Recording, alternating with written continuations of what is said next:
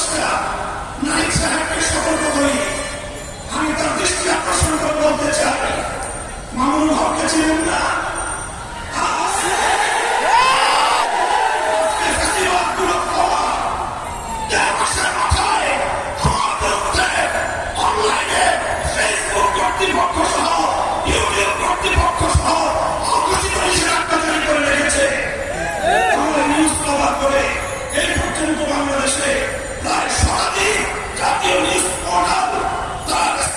স্বীকার করেছে।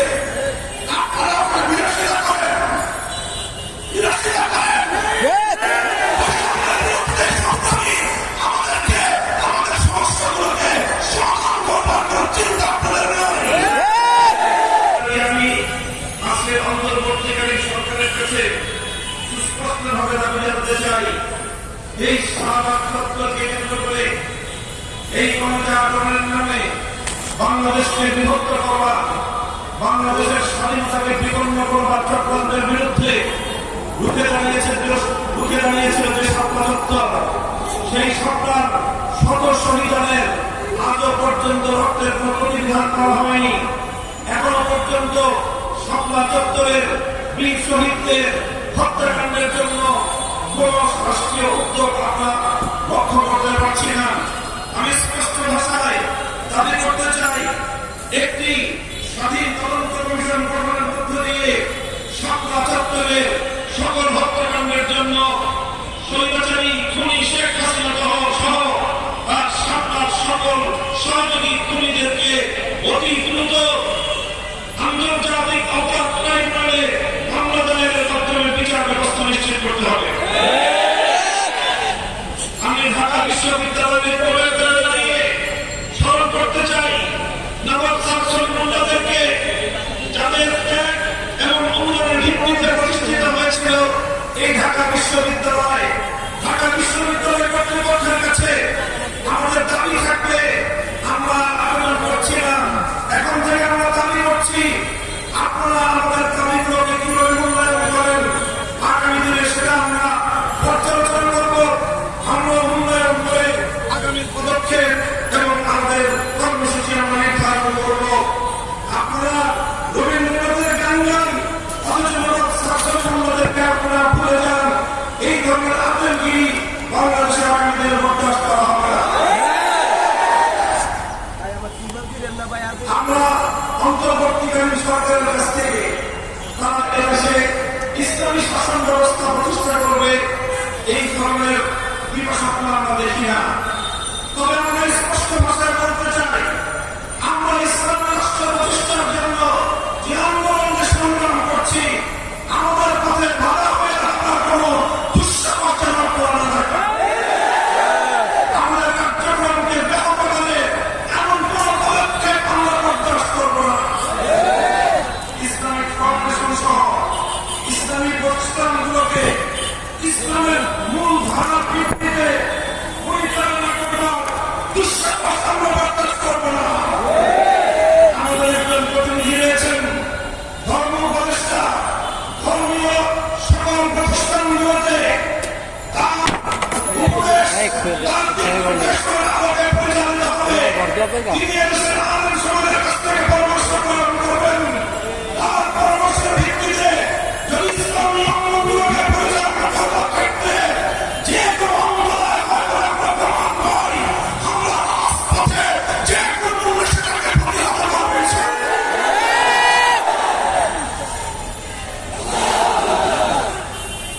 আমরা পরিষ্কার ভাষায় বলতে চাই, শিক্ষা ব্যবস্থায় ইসলামের বিরুদ্ধাচরণের অসাবধানতা বন্ধ করতে হবে। সকল শ্রেণীর শিক্ষা ব্যবস্থায় প্রতিনিধিত্বশীল ব্যক্তিবর্গের মাধ্যমে নতুন শিক্ষা ব্যবস্থা প্রণয়নের উদ্যোগ গ্রহণ করতে হবে।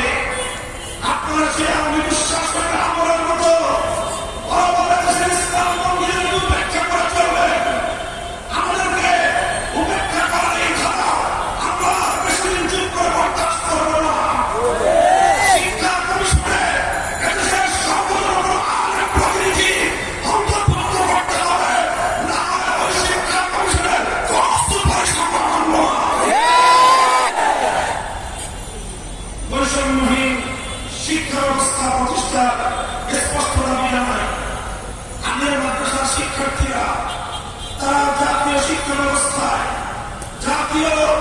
সকল চাকরি বাকরির ক্ষেত্রে বৈষম্যহীন সুযোগ সুবিধা চায়।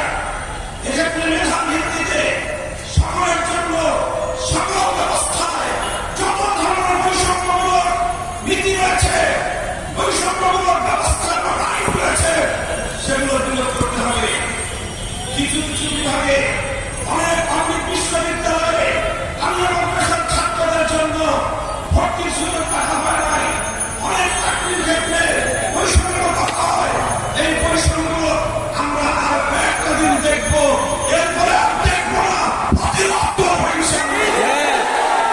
আমাদের কওমি মাদ্রাসার ব্যাপারে আমরা তো চাকরি বাকরির কথা বলি না, তবে শুধু এতটুকু বলবো, কওমি আলেম সমাজ যেভাবে চায় সেইভাবে কওমি শিক্ষা ব্যবস্থাকে মূল্যায়ন করতে হবে। কওমি আলেম সমাজের কাছ থেকে দেশ গঠনে মেধা অনুযায়ী যথাযথভাবে রাষ্ট্রীয় সকল পর্যায়ে তাদের জন্য সেবা প্রদান করবা, কর্মসংস্থানের সুযোগ নিশ্চিত করতে হবে। সংসদী সাথী বন্ধুগণ, পুনর্বাসনের যে কথা আজকে আমরা বলছি, আমরা দেশটাকে কলোনি হিসেবে দেখতে চাই না। ব্রিটিশরা আমাদেরকে এক সময় কলোনি হিসেবে ব্যবহার করেছে। ভারত আমাদেরকে কলোনি হিসেবে ব্যবহার করবার জন্য তার সেবাদাসী শেখ হাসিনাকে বছরের পর বছর আমাদের কাঁধের উপর চাপিয়ে রাখবার অপচেষ্টা চালিয়েছে। এই অপচেষ্টার পরিণাম কি হয়েছে? ভারতকে এখান থেকে শিক্ষা গ্রহণ করবার জন্য আহ্বান জানাবো। আর কোনদিন যেন এই স্বাধীন বাংলাদেশে কোন সেবাদাস প্রতিষ্ঠান দুষ্কর্মের অভাব না দেখে।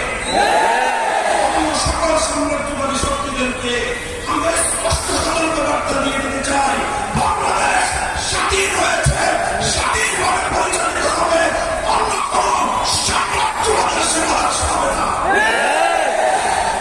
বাংলাদেশের শিক্ষা ব্যবস্থা কোরআন ও বিজ্ঞান ভিত্তিক শিক্ষা ব্যবস্থা চলবে, বিজ্ঞান ভিত্তিক শিক্ষা চলবে। বিজ্ঞান ভিত্তিক বিজ্ঞানী বিজ্ঞান বিভাগের বাইরে, বিজ্ঞান বিভাগের বাইরে বিশেষ করে কলা অনুষদগুলো, কলা অনুষদের যতগুলো শিক্ষা ব্যবস্থা রয়েছে সব জায়গাগুলোতে হিন্দুত্ববাদ সহ নাস্তিকবাদ, পশ্চিমা সাম্রাজ্যবাদের সকল অনুসরণ বাদ দিয়ে কোরআন ভিত্তিক কলা অনুষদের ইসলাম ভিত্তিক প্রতিটি শিক্ষার নৈতিকতাকে সেইভাবে ফেরে সাজাতে হবে। নতুন করে কারিকুলাম তৈরি করতে হবে, স্বাধীন বাংলাদেশ গঠন করতে হবে।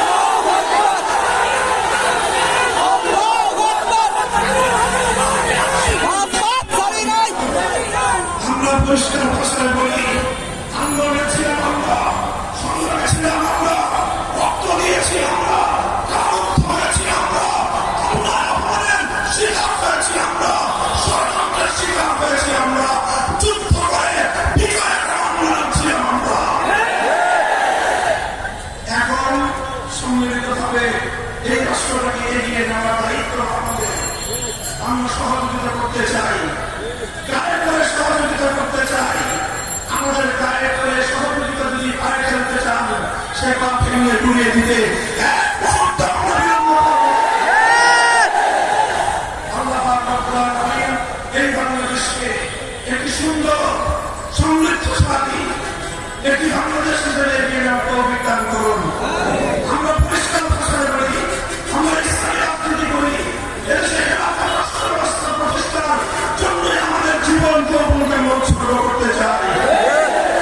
আপনারা কে কি রাজনীতি করবেন আপনাদের বিষয়।